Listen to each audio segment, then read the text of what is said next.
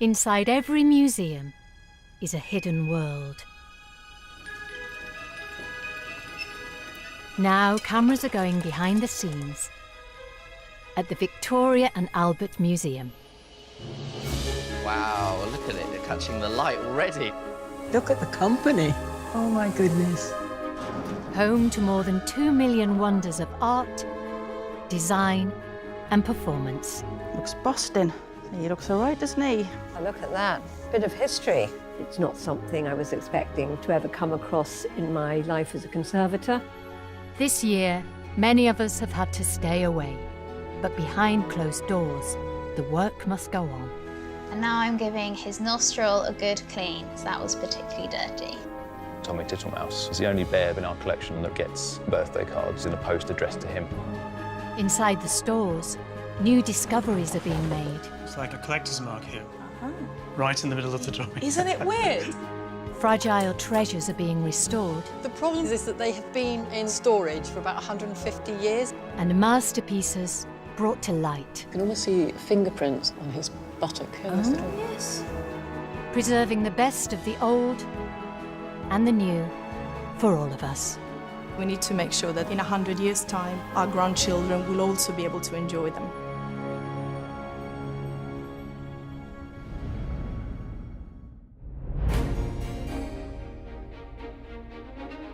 Among the museum's many treasures, some are impossible to miss, while others require closer inspection. There are no hierarchies. All objects are treated equally, from the minute to the gigantic. And each gets the same level of care and attention. Tiny little teddy bear. He's treated in exactly the same way as, say, for example, a Rodin sculpture. Both those things are both so important for telling us about design, about art, and about human beings. At the Museum of Childhood, objects of all shapes and sizes are being placed into storage as the museum undergoes a major revamp. A lot of people think the bigger the object, the bigger the problem, but actually sometimes it's the smaller, more delicate objects that cause you the most, the most grief. Today, one of the smallest but most cherished members of the teddy bear collection will be coming off display for the first time in half a century. Just 5 inches tall, but 111 years old, this special bear was donated to the museum in 1965. This is little Tommy Tittlemouse. Despite his size, he certainly does seem to punch above his weight. He's one of the most loved and oldest bears in the Museum of Childhood's collection. Tommy shares many of the characteristics of some of the world's first teddy bears, produced by German toy maker Richard Steiff in 1902. Tommy is quite easy to date for us. Early teddy bears tend to actually resemble bear cubs more than the ones you might find today. They tend to have quite a long snout, as you can see here on Tommy, and very long limbs, and his have gone a bit floppy because the stuffing has moved down to his paws. And quite often you'll find that they have a humped back, and Tommy's got quite a subtle hump, but it's still quite obviously there. And these are all things which help us to date Tommy to the very early part of the 20th century. He may be a visitor's favourite, but due to his size, Tommy Tittlemouse can sometimes fall below the radar. Staff often get asked exactly where Tommy Tittlemouse is. I remember the first time I visited trying to find Tommy Tittlemouse and just completely bypassing him because he's so small and unassuming. Tommy will be one of the few lucky teddy bears to be on display in the redesigned museum in a few years' time, and curators plan to give him a starring role. I think we've got to try and find a way of making him a bit more prominent in the new museum, just so people don't miss him. Although Tommy's reached a good old age, there could be problems beneath the surface. We're hoping that we won't find too many nasty surprises, because if that was the case, then we wouldn't be able to show him. Probably go and have to look for a different bear to replace Tommy in the new displays. To make sure that Tommy is fit enough to take the spotlight when he's out of hibernation, conservator Nora must give him a complete health check. Tommy has been on display for a few years, and factors such as light and temperature, humidity changes, all these things can impact on how well an object is preserved.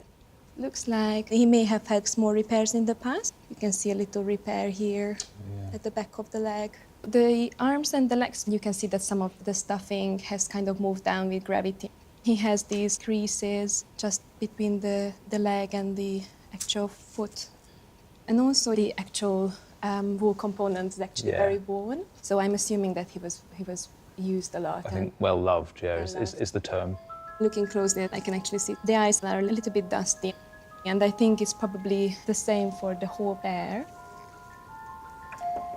Dust has the tendency to attract moisture, so it becomes more delicious for insects. He's very vulnerable to insects because he's made of mohair, which is wool from the Angora goat that's been woven into a cotton backing. Pests love these materials, so that's why we are always very cautious.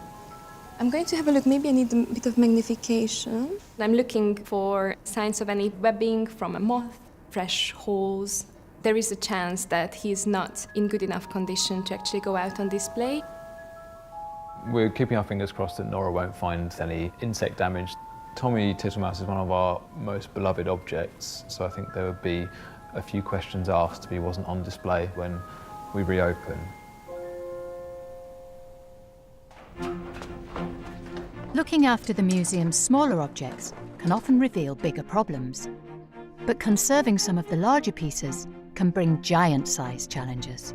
The long-range conservation projects, things like cleaning a large sculpture or conserving a tapestry, you can be working on for months and months and months.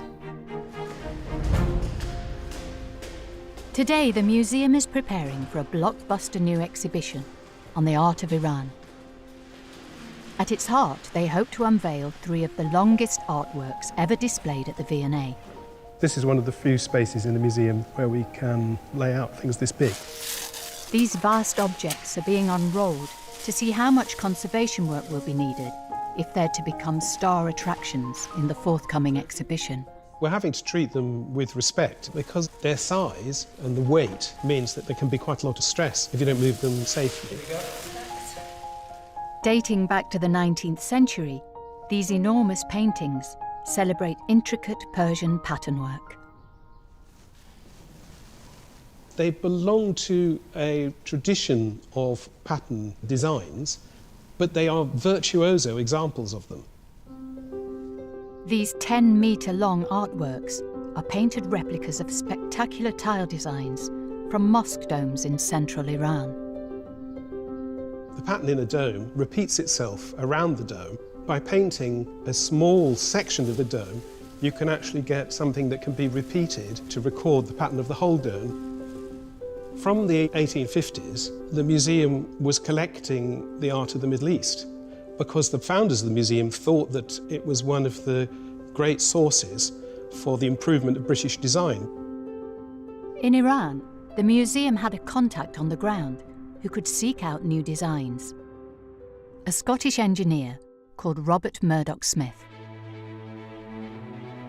Robert Murdoch Smith worked for the Indo-European Telegraph that ran from Britain's Indian possessions to London. The work of the Telegraph was to construct and maintain almost 7,000 miles of uninterrupted cables that could carry telegrams from Calcutta to London. And it ran through Isfahan in Iran. The mosques of Isfahan are lined with elaborate tile designs found nowhere else in the world, and Robert Murdoch Smith made it possible for Britain to see them.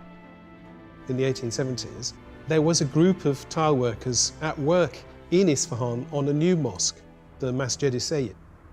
We think Robert Murdoch Smith was able to source these large paintings of tile work from craftsmen who were actually working on the new buildings in Isfahan at the time. Confident in Smith's judgment, the museum was only too happy to acquire these newly commissioned paintings for its collection. These objects are so large, the long-term issue is making sure that the colour is brought back to its original condition. Given the scale of the paintings, that's going to be a big job. The museum hopes to feature all 3 painted slices in the Epic Iran exhibition, but conservator Nicola feels one slice warrants closer inspection. I'm looking out for any structural problems. So you can see that there are so many creases in it. You know, everywhere you look, a lot of these creases are really locked in. And some of them are quite sharp. Clearly, they've been there for a long time. Where there have been creases, the paint has cracked and pulled apart slightly. And in some cases, there have already been a few losses along the edge where you can see little white spots. If we don't fix it, each time that the canvas is moved and unrolled, more of the image will be lost. Nicola will now need to transfer these huge 10-metre canvases into the painting studio so conservation can begin. We'll understand more when we look at it in better light and under magnification. Trying hard to avoid creating any additional creases. The team now has just 16 weeks to ensure these 140-year-old canvases will be stable enough to display.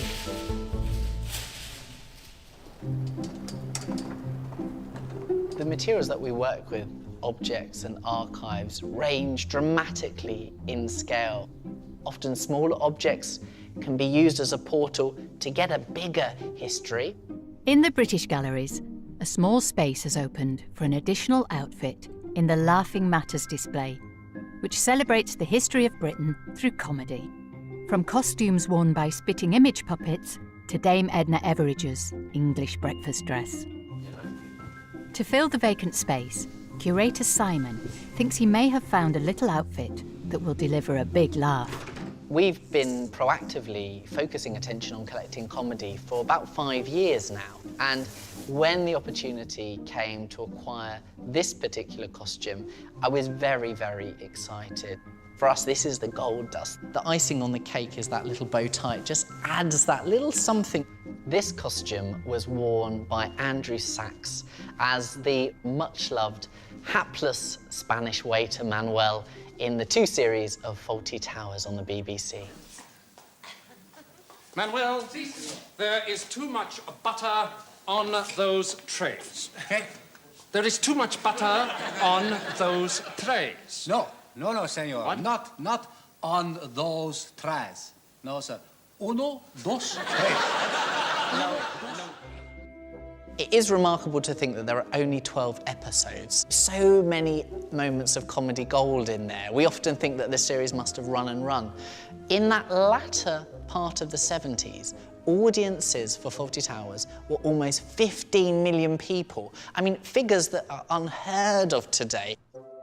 Fawlty Towers is set in a hotel in Torquay, run by Sybil Fawlty and her husband Basil. Manuel, from Barcelona, is often on the receiving end of patronising put-downs from Basil. This experience of a new culture, with English as a second language, is shared by the actor who played him. Andrew Sachs wasn't Spanish. He actually escaped Nazi Germany and, sought safety in the UK. So his family has a very interesting history of, being migrants and coming to seek refuge in the United Kingdom. And so I do wonder whether there was an affinity that he had with Manuel. We often think of Manuel with that pose like this, the jacket together. And here we can see that button is actually elastic. And this looks like this has been replaced on a number of shoots because it would ping off, and especially if you're in the middle of a slapstick scene and you're being pulled around. There are a number of things that we need to speak to our conservation team about. So firstly, we can see some staining, it looks like. Now, here looks like it might be a splattering from a prop. So it might be some actual soup or some food or something that's been splattered across there. It tells us about what the character did, slightly clumsy, food going everywhere. So certainly I want to retain that. It's part of the story, it's part of the costume, it's part of the history of comedy. Before the jacket can be displayed, it must be washed in textiles conservation. But conservator Nora has the delicate task of cleaning the jacket without removing the soup stain. This is actually the first time I'm going to wash something at the V&A. I did have courses at university in washing, but I've never really done it in practice on my own, so this is like the first time. I'm preparing the bath now. Nora has asked conservator Frances to assist her with her first wash. It's super great to have Frances there because she has so much experience and I can always ask her about anything. I've heard some discussion that these might be some stains of soup. Yes, because in the series he's very clumsy. I haven't seen it yet. No, Nora's too young, and she also is from Germany. Manuel means absolutely nothing to Nora, so we do need to educate her into the joys of Fawlty Towers. We want to be in total control during the whole washing process. That's why we can't just put it in a washing machine. You're never sure what will exactly happen. You have to be prepared. When you wash something, it doesn't matter what age that thing is. That object is part of our collections, and you do not want to make a mistake. I think you've probably got enough. Washing is irreversible. There's no going back. Okay. Thank you. Ooh, great. Oh. This is the wet cleaning process, and what I'm doing now is using a sponge to really get the detergent into the fabric. If I wash something at home, if it goes wrong, I could throw it away and buy something new. But in this case, this is the only jacket that Manuel ever wore. So if something happens, it's irreplaceable, so I have to be extra careful. I'm much less gentle with my own clothes. But here you have to make sure it's all right and nothing happens. Here. Okay. Uh-oh. Where are the soup stains? Looks like... Oh no, that's holes. Where are the soup stains? Maybe they've already come off. Okay. With all that foam and the net and 2 layers of fabric, but I might have lost the stain. Oh yeah, they're underneath. That's all right. Huge relief when Laura said she'd found the soup stain, because you do have a moment of worry. Okay. There it was, and it's all okay. This is the last sponging. With a crisis averted, the final stage of the clean is to rinse the detergent from the cotton. I think it went good. I'm very proud of the job Nora's done on the outfit. She tackled it seriously, so I think it's a very pleasing result. But still ahead is the challenging task of preparing the costume for display in a way that perfectly captures the character of Manuel.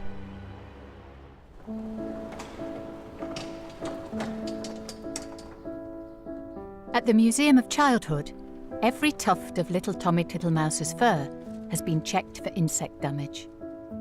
After looking at Tommy, I'm quite relieved that there are no major conservation issues. I can't see any signs of fresh pest attack. He doesn't have any fresh holes, so that's a relief. To ensure that he's ready for his starring role before the museum's grand reopening, today he'll be given a professional grooming by conservator Nora. The most important thing is to help its long-term preservation by just very gentle cleaning. Tommy does have quite a bit of dust on him, both on his fur and also you can see it on his eyes. I'm using the brush to dislodge the loose dust, and this is just a very gentle way to do that. So I'm only applying very, very small amounts of pressure and the bristles are very soft. Dust, if it accumulates, causes chemical damage to the natural fibers, but also attracts moisture, which we don't really like. So it's just better for him to be put away into the box in a clean state than leaving him with the dust on. But before he goes into storage, little Tommy will be celebrating his 112th birthday. What's so special about Tommy is that he's the only bear that we know of in our collection that has a birthday, and the only one that regularly gets birthday cards in a post addressed to him. His owner, Mr. Gowan, sent him a birthday card every single year. There you go. It's actually a photograph here of Tommy's owner holding Tommy in the early 20th century. There's Tommy, sitting right at the front. James Gowan would always send his birthday card signed from father, which I think really shows the lifelong affection he would have held for Tommy. James Gowan was just a toddler when he received his precious bear as a birthday present, and it was given its special name. Little Tommy Tittlemaus is quite a mouthful, and I think quite an unusual name for a teddy bear, but it actually comes from a nursery rhyme which has been first recorded in the 1840s. So as far as I can remember, the rhyme for Little Tommy Tittlemaus goes, "Little Tommy Tittlemaus lived in a little house. He caught fishes in other men's ditches." So it's a bit of an awkward rhyme, but it would have appeared in compendiums which you would have expected to find in an Edwardian nursery. I would guess that Mr. Gowan enjoyed this nursery rhyme, and so it ended up sticking to this little teddy bear. This card here is actually particularly poignant because it was from Mr. Gowan's wife. "Dear sir, I am sorry to tell you that my husband, James Gowan, died recently. He was the owner of the small teddy bear, Little Tommy Tittlemaus. He bought this birthday card for him before he died, so I send it with fond remembrance from those who loved him." But since James Gowan's death in 1986, Tommy Tittlemaus has not been forgotten. People send cards or letters addressed from their own teddy bears, setting up a kind of international bear correspondence. From his furry friends in Frankfurt. He's got a bit of a fan club out there. Back in the workshop, Nora's hoping to bring back the old sparkle to Tommy's eyes in time for his birthday party. I can try with a tiny bit of deionized water, so it just takes off any dirt. I'm just trying to get the eyes a little bit cleaner so they glisten a little bit more, so his expression is a little bit brighter. Okay. I think this is as good as it gets. It actually removed a little bit of dust. You can see it on my swab. With work on Tommy complete, it's time for a final check. Hi, Nora. To make sure he's in the best condition to be displayed. All done? Yes. Oh yeah, he looks a lot better. It's probably the best he's looked for 50 years. His eyes certainly look a lot brighter and more sparkly, adding to his charm nicely, I think. Yeah, I'm glad you think so. Yeah, looking his best for his birthday.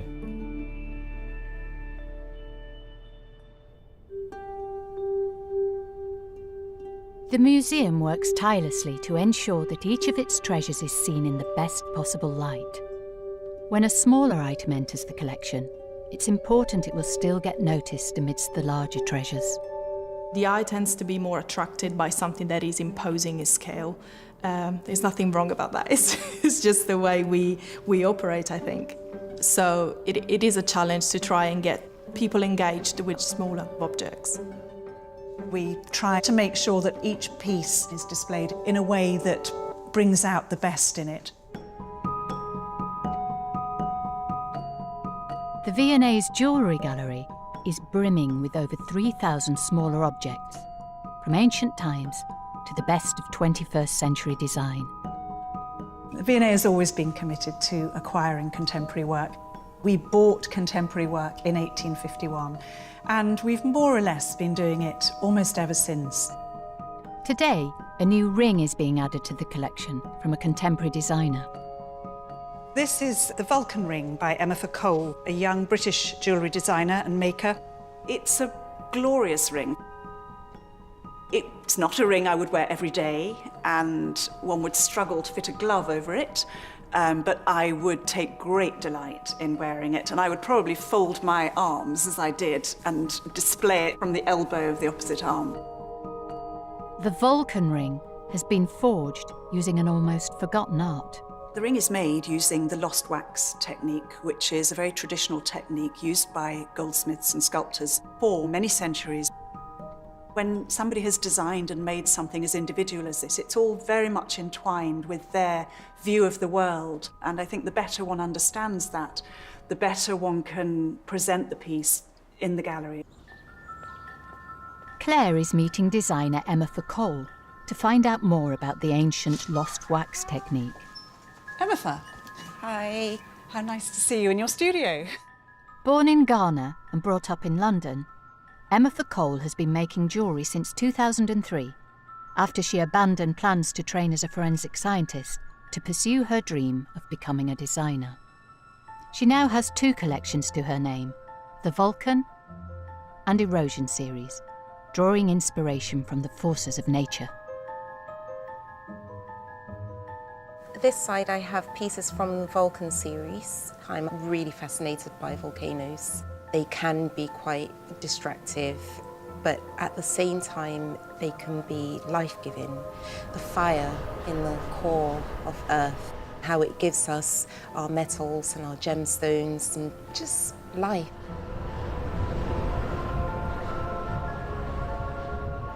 And how does the volcano relate to our Vulcan ring in particular, to this sort of extraordinary structure within? I had this flow going and I just wanted to push myself a bit further to see if I could have that spiral. It relates to the volcano in terms of the lava tubes that are created, these amazing cavernous spaces beneath the earth created by the volcano. Emetha's jewellery is created using the 6,000-year-old lost wax technique, which begins with the creation of a wax model. I carve from a block of wax after a few sketches. You sort of get into a zone where everything disappears and it's just you and the piece, and that's the place I like best. It requires a lot of patience and focus, but it's really pleasing in the end when you see the shape. Emetha Cole uses this process on a much smaller scale for her jewellery. Once I've got the desired shape, I then have to go through a smoothing process. Don't explode. So I just get rid of the foul marks like this. Do you want to try this on? The largest ring I've ever tried on, I think. Oh, yes. Now? Incredibly light. It's extraordinary to think that the ring is in here. The complete thing is within the wax. Yes. In time. Yes, in time, yes. Thank you.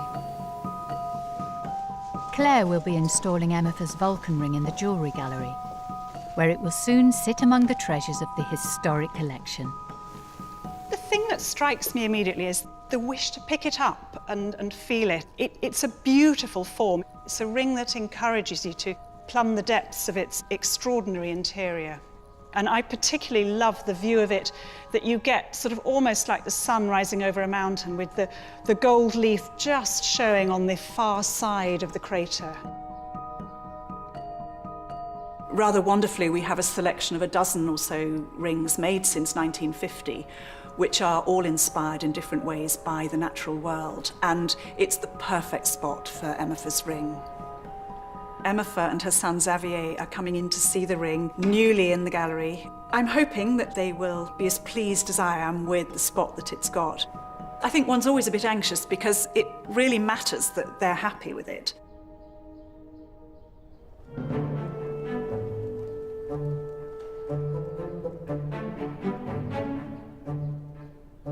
With only 12 weeks to go until the Epic Iran exhibition is installed, the conservation team is making progress on the whopping 10-metre dome slicers. As the paintings are so large, a second conservator, Sophie, has been enlisted to help. This is very big for me. It's 10 meters long. Just the vastness of it makes me think, how can we actually tackle this in this very short length of time? Most of the time, I'm working on easel paintings, so this is on a different scale. The team is working on the delicate task of securing the flaking paint to the canvas. The paint, it's very crumbly where it hasn't been touched yet. Little tiny pieces are sitting on top of each other, so they need to be settled back into their place. I can see it being sort of sucked in, as almost as if the painting is drinking the glue. The team will need to work around the clock conserving these huge slices, if they're to make it to the exhibition. It's constantly moving around, and it's like you're fighting a battle against this piece of canvas, basically. It's very temperamental, and I just have to try and keep going. Good progress is being made in securing the paintwork, but a new discovery is a concern. There's a tear here. The next thing is to glue it back together. So we really have to turn it over and work on the back? Yes.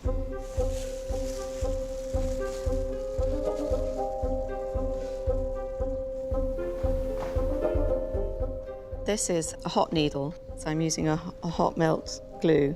I want to place the glue in spots where I'm really happy that it's meeting as I want it. And also because of the scale of this, we need something that's quite quick. Nicola must carefully place the hot melt glue over the tear while avoiding other areas of the canvas. The edges have gone together neatly. Looks quite neat on the back, seems quite robust. So I'm pleased with how it went. With the tear secured, the conservators notice a much bigger issue across half of the canvas. We have a very peculiar varnish layer, literally slapped on top of the surface in certain areas. It has really discolored some of the areas quite badly. The surface layer has yellowed quite dramatically. We've looked at it under UV, and it does appear to be a resin. It's been quite patchily applied. It's having much more of an optical effect on the lighter colours. To remove the yellow varnish layer, Nicola and Sophie are using an experimental technique, but it's vital they don't remove any original paintwork in the process. It's very much a method of trial and error. I'm applying a solvent gel onto these very light blue areas. The gel is turning yellow, so I can see that something is happening underneath. As we spend more time looking, we can see some lines of underdrawing, but we can also see corrections. So it certainly looks as if they were drawn freehand. As Islam forbids the depiction of living beings, figurative scenes don't feature in mosque tiling. Instead, Persian architects decorated mosque domes with bold geometric designs and abstract floral patterns intended to draw visitors' eyes towards the centre of the dome.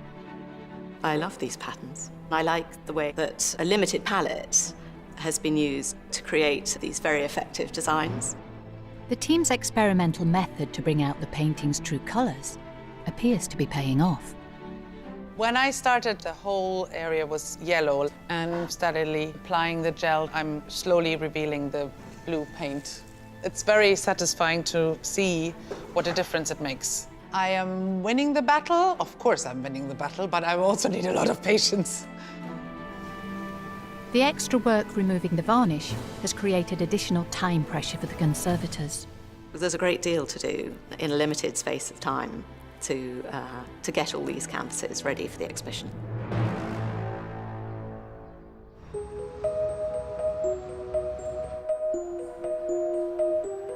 Today, Emma Foucault has arrived at the V&A with her son Xavier. Emma, it's so nice to see you. To see her Vulcan ring on display for the first time. It's always a tense but joyous moment when people come in to see their work. I'm slightly nervous. I hope they will approve. Here we are. I can't see it. Oh my goodness. Wow. Oh, wow. It has all the rings' names there. In good company as well. It just works. It needed a bit of juggling, but it was the perfect spot for it. I think it fits really nicely there, and with all the other rings around it, it makes it look like it's meant to be there. I like the fact that you can see the inside of it, because from the outside, if it's worn, unless the wearer tilts it, you can't see the inside. So this is a really nice way of presenting. And you can walk around, have a look at the sides and beneath it, so it's perfect. You can bring your friends here and say, yeah, that's my mum's ring. Yeah. It's good to see where they can end up, Zoe. Yeah. It's preserved forever in the National Collection, and I think it means it will go on and on and on and will endure. We're certain that it will be out for a good many years.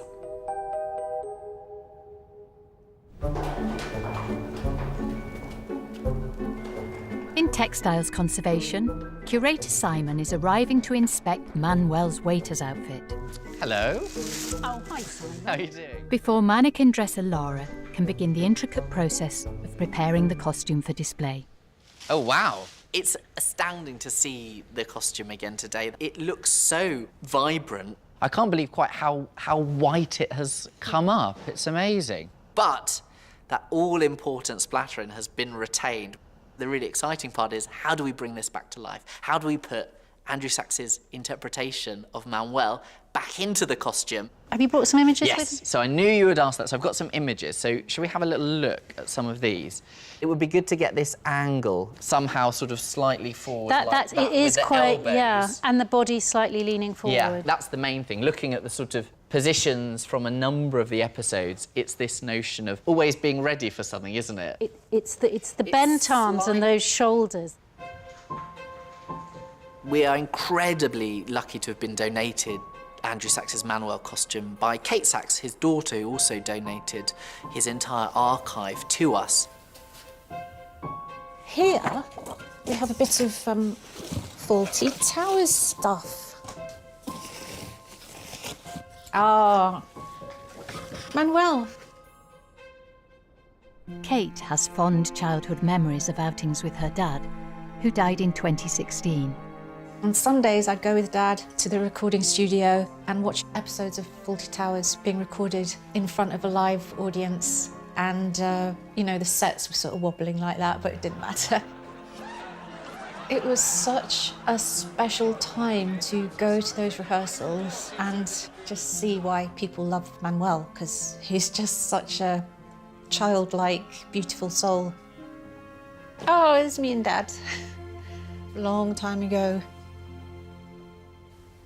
I got some nice pictures of him as a child. He is so cute. That's my daddy as a little boy. Aww. Andrew Sachs was born in Berlin.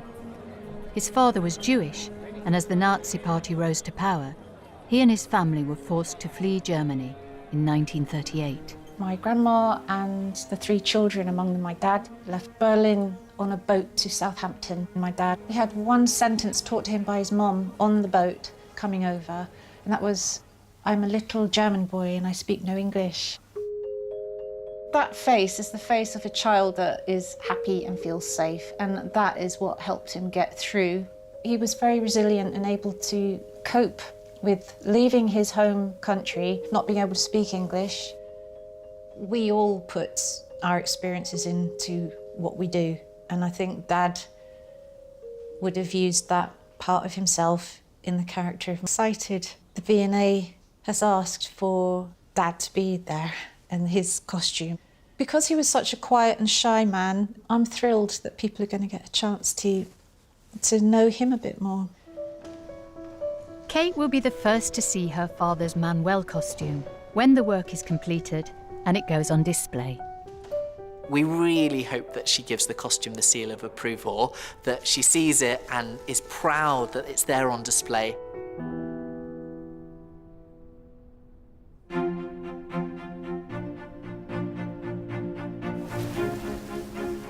The Iranian paintings have now undergone 12 weeks of meticulous conservation work.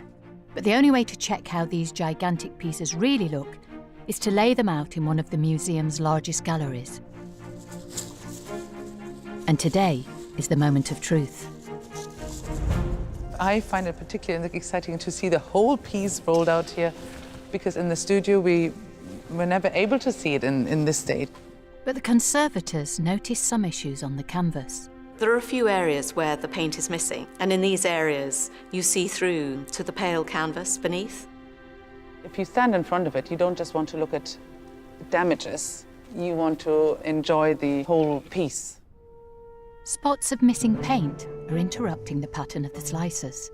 To ensure they look their best, the team will now fill in the paint losses with watercolour, matching the colours by eye.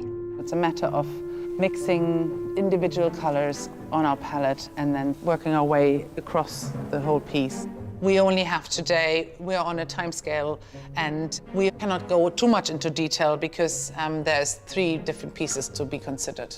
It's often a challenge to get the right colour. They can look perfect while they're still wet, but when they're dry, they darken slightly. So we always have to plan ahead to get the colour right. The spot just seemed slightly bluer, so I added a bit of ultramarine. It's important that we don't cover up any original paint. Retouching is always a very satisfying state because you've done all the other work. And now this is a sort of final procedure. It's always something more, you find. Yeah. We could go on forever. I keep spotting little losses, but no one else will see them. So I think it's really important when you work on such a scale that you actually step back and have a look, because otherwise you get drawn in and then you basically go too far.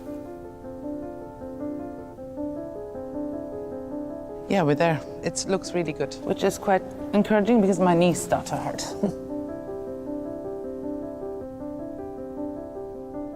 With the conservation work finished just in time, the next step will be the greatest challenge.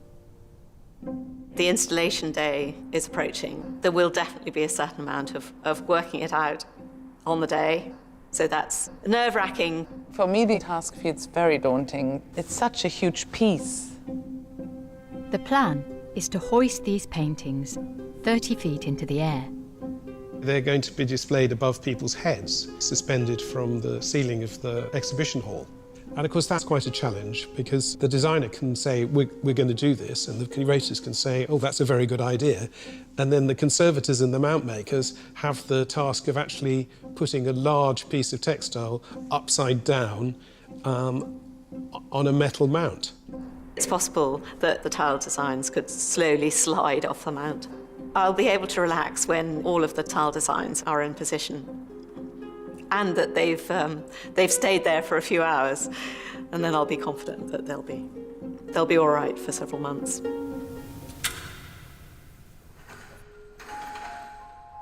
Back in the jewellery gallery, curator Claire is adding a second new acquisition to the display to add lustre to the collection.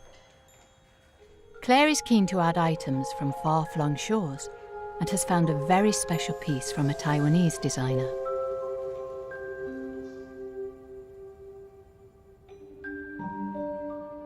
This is the Peony Brooch by Cindy Chow, created from 105 large oval rubies and a multitude of tiny circular brilliant cut rubies. The larger rubies in the piece all come from a necklace that belonged to the mother of the donor. The donor took her mother's necklace to Cindy Chow and asked her to make a new piece. 10 years were to elapse, and Cindy completely rethought the jewel and came up with this magnificent peony. She envisaged it as the gift from a mother to a beloved daughter. It's an extraordinary virtuoso piece. Cindy Chow is a highly acclaimed contemporary designer. She very much sees jewellery as an art. It's jewellery that has had as much thought and artistry put into it as any painting or sculpture. As with the Emma Foucault piece, Cindy Chow has used the ancient lost wax technique to create the brooch. The brooch began as 7 individual petals, each sculpted in wax. She works out where every single stone is going to go on each petal. And these models are then cast using the lost wax technique. Turning it over, you can see that the richness of the colour comes from a most extraordinary purple titanium setting. The colouring of the titanium is done through passing an electric current through the metal. It's one of those jewels where the back is almost as beautiful as the front. This is a very generous gift, and we will be displaying this with the contemporary work. To allow visitors to see every angle of this delicate jewel, a very minimal mount has been created to display it. We hope that the mount will just disappear and the peony will be floating in the light.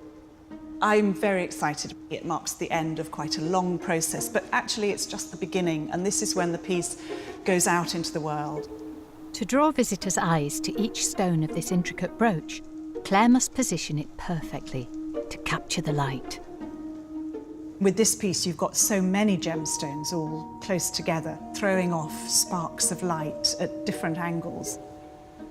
Now we really need to just tweak the lighting to get it as perfect as it can be. Oh, wow. I think that suddenly that glows with light. I think that looks absolutely stunning now. I think it looks as if it should always have been there, and how did we manage without it?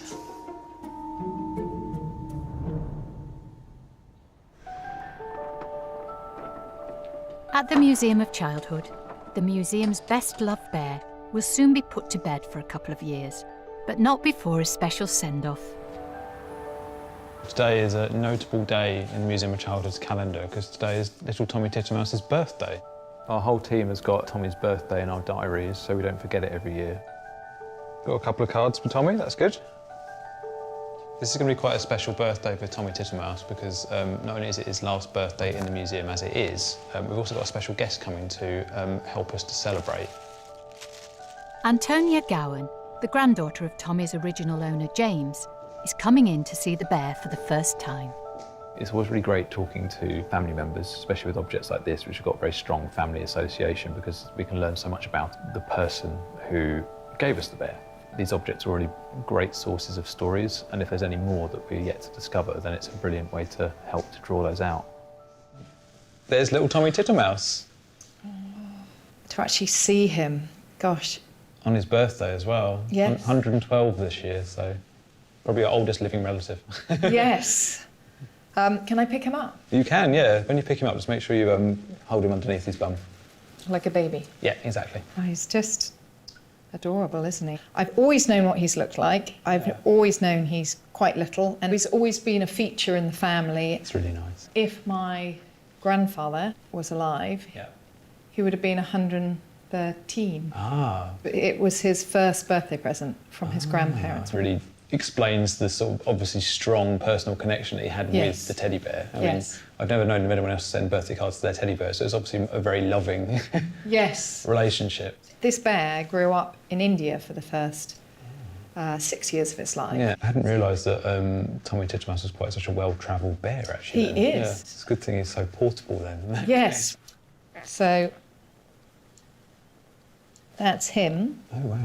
As a child in India, and I was looking in his hand and just wondering, you know, because you can almost imagine he could... Hiding it behind his leg. Hiding it behind his leg.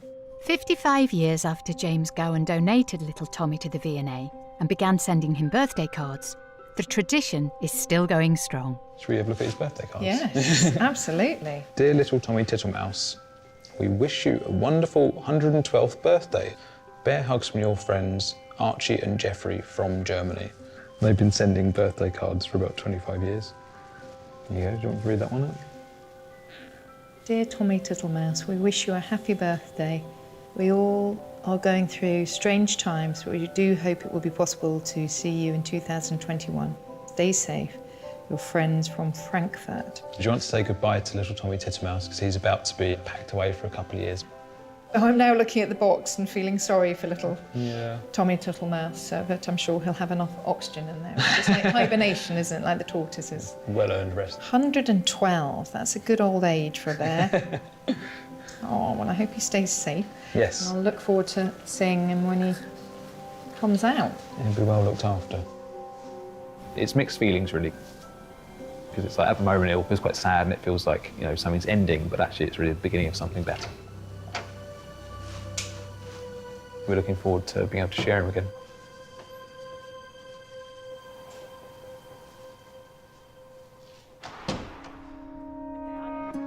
After 4 months of detailed work on the dome patterns, it's installation day for the Epic Iran exhibition. That's the final task of the whole project. To give the impression of the interior of a mosque dome, the team want to suspend the canvas on a giant metal mount, 30 feet up in the air. It's coming. To hold the painting in place, Nicola has come up with a radical idea: to attach over 300 tiny circular magnets, disguised with painted Japanese paper, to the surface of the canvas. Until the lower part and the heaviest end is attached, there remains the possibility of it pulling away and having a domino effect. All the magnets would fall off and the cloth would come off all the way up the mount. Gravity is against what we're doing. It's really important to get the magnets on as quickly as we can. I can hold it for a moment. If you could get a few more blue ones. I think the worst case scenario would be if it starts sliding down. That would be really terrifying. So if we move it as close as possible to the edge. Are you confident? Okay. Oh, good. It's quite exhausting, isn't it? But as the novel magnet idea is put to the test, there's a problem. It's a bit of a ripple here. I have a big bulge here. We're just going to have to sort of even out the ripple. Yeah.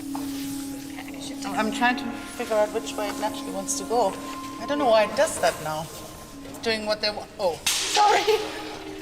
It doesn't lie flat. It's got a sort of life of its own, and it's a question of evening out the ripples as much as we can, so that we don't have one big bulge but several small ripples. It's really just manipulating it. Yeah. I'm straight here. We didn't have enough magnets of the right colors available, so I can see a few magnets from down here which are sitting in the wrong place, basically, so they need to still be swapped around. Work on the slices is due to be completed today, so the team must work fast to glue new pieces of Japanese paper to their last supply of magnets. Papering a few more magnets. There's key colours we're missing. Do a few more blue ones. We want ochre and we want blue and a few creamy white ones. Do you want to take this? Ouch. Yeah. I'm going right up to the top. Gosh, this is tight. You're not allowed to be scared of heights up here. That's good. Then we can see if we can get a white one. Oh yeah, maybe we want a white one in the middle of this, actually. If we have a light blue one, we can swap this one. No, I think that looks good. Yeah? There we go. Hey! Satisfied that the magnets now blend seamlessly with the paintings, months of hard work has paid off. That was quite exciting, but we managed, and yeah, it looks great from down here. It's a tribute to everyone involved. It definitely feels that that everybody's hard work has paid off. With the scaffolding down, curator Tim arrives to see the dome slicers for the first time finally installed. Wow, that really does look good now. It's very impressive. A very large and very high room is made to look normal-sized by these vast green triangles with these paintings attached miraculously to the insides. They're going to be one of the most spectacular aspects of the exhibition. It is extraordinary that flat triangles have been turned into something that really evokes the domes that they're copying. The way it's been presented will give the best possible impression of the image of the dome, drawing the eye up to the centre of the dome. The pattern works well over a large surface, and it just seems right. The colours look really good. To show how the pattern on one slice builds up when repeated, an animation will evoke the whole interior of a dome. It takes you from a segment of the dome that's in the painting through to this complete image of the dome. Hey, that's spectacular. Fantastic. To see what it should look like, the whole dome. Yeah, it's really impressive. They're objects which have belonged to the British public since the 19th century, but they haven't had access to them for so long. They're coming back into life. It's 10 years since we first looked at them, and here we are with them actually in an exhibition. Yes. All we need now is some visitors. Yes.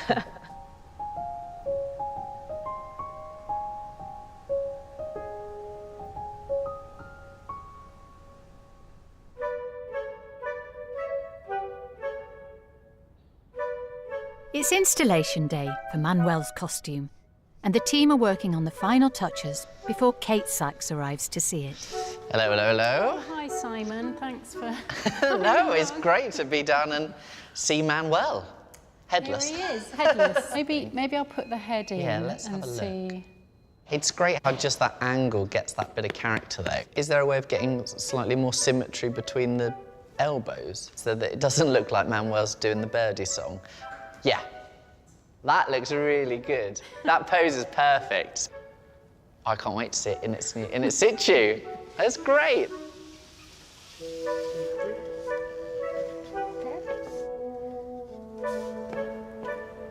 Kate very kindly donated the costume to us. So we want to make her proud and have her recognition that this is something that Andrew himself also would have approved of. That looks fantastic. Hi, Kate. Simon! How are you? Welcome to the heart of the British Galleries. Somebody waiting to greet you. Oh, my. Wow, hi, Dad. Oh, it's wonderful. There he is in all his glory. Oh, I wish I could bring him with me to see this. He'd be really shy. You know, he'd, oh my dear. But I'm so happy. Yeah, it's wonderful. You know, to be able to leave the soup stain on, that's clever. I know. He's exactly the same height and waist and shoe size. He's a little bit taller because he's on this plinth. Oh, he'll be happy about A that. little bit taller there. I love the angle of the head. You totally get the feel that he could just walk out and do the ke Yeah, bit. exactly. That's what we hope. That's what we hope. Oh, yeah, you've definitely got that. It's wonderful. We used to come together, Dad and I. Oh, did you? He introduced me to the V&A, and we would walk through the costume gallery together. And so this is a very special place for him to end up. To me, it is a way to honour Dad, because I wasn't able to have a memorial for him. He's the kindest, gentlest man that I've met, and so I'm really proud that he was my dad. Next time, an Alice in Wonderland exhibition is in danger of going down a rabbit hole. I had something in my head which isn't quite this. Moving a huge 600-year-old tapestry is cause for concern. There's no way you can rehearse this, so there are a lot of things that could go wrong. And an extraordinary acquisition of rare works from Lucian Freud creates a stir. I've been in the V&A 42 years. When they came to us, I was thrilled. It is the highlight of my career. To find out what it's like to be a museum curator and have a go at curating the V&A's collection yourself, go to bbc.co.uk/Secrets of the Museum and follow the links to the Open University.